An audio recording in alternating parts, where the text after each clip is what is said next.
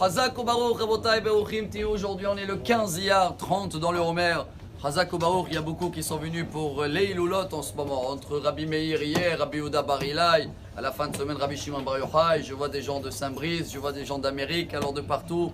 Kol hakavod aussi à vous de diffuser la Torah. Parce qu'aujourd'hui, on a un message qu'on va tous lire ce Shabbat, qu'il est unique. On a commencé à parler hier. Première Mishnah de 4e chapitre des Maximes des Pères. Ben Zoma Omer, qui est l'intelligent? Ezeo Chacham. Moi j'aurais dit celui-là qu'il est intelligent, qu'il a beaucoup de sagesse par rapport à les autres. Chazak. Et qui est le Gibor, le héros? Moi j'aurais dit celui-là qui a les muscles et qu'il est très fort. On continue. Qui est le riche? Apparemment celui-là qui a beaucoup d'argent, beaucoup de biens. Et le dernier, qui est le respectueux? Celui-là qu'on le doit du respect. Pas du tout. Ben Zoma il met tout l'inverse, chers amis. Et chacun de nous doit connaître cette Mishnah par cœur. Ben Zoma il dit Ezeu Chacham, qui est l'intelligent? C'est celui-là qui apprend de chacun un message. Qui est le fort, le héros? Pas celui-là qui a des muscles, celui-là qui arrive à conquérir ou combattre son Yetzer Hara. Qui est le riche? Pas celui-là qui a de l'argent, justement. Celui-là qui est content de ce qu'il a. Et le dernier, qui est le respectueux, celui-là qu'on le doit de respect? C'est celui-là qui respecte tout le monde. Le Maharal de Prague, vous avez dû entendre parler de lui, Rabbi Yehuda Leib, un des grands rabbins qui est décédé 1609, il y a 410 ans, qui a toujours aujourd'hui sa synagogue à Prague. Il avait même créé le Golem, toute une histoire. Et lui, il nous dit pourquoi c'est pas plus simple de dire ce que nous on sait. Riche c'est l'argent, respect c'est le respect, pourquoi faire à l'envers? Et il donne une réponse, je crois que c'est un message énorme pour nous. Chaque chose qui dépend des autres, ça appartient pas à toi.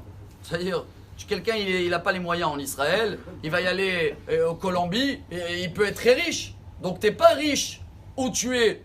Tu n'es pas riche partout. Tu es riche par rapport à les autres qu'ils n'ont pas. Mais par rapport à ceux-là qu'ils ont, des fois tu n'es pas riche. Donc c'est pas ça la vraie richesse. Et quelqu'un qui est fort parce qu'il a des muscles, c'est parce qu'il a quelqu'un de faible en face de lui. S'il y avait quelqu'un de fort, il est plus fort.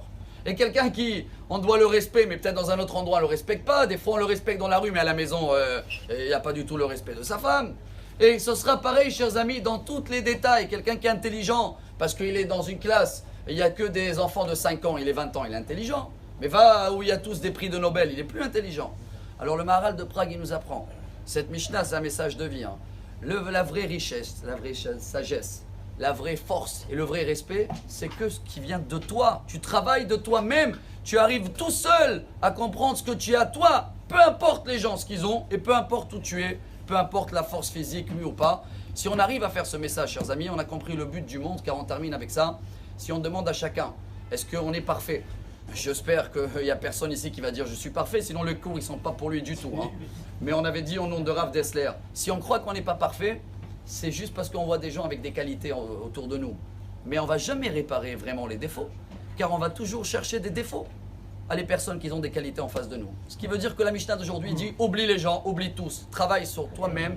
Chacun de nous, il va faire un effort dans ces 4 domaines, et dans ce cas-là, on sera, si Dieu veut, sage, fort, riche et respectueux. Excellente journée. Amar Rabbi Elazar, Amar Rabbi Hanina.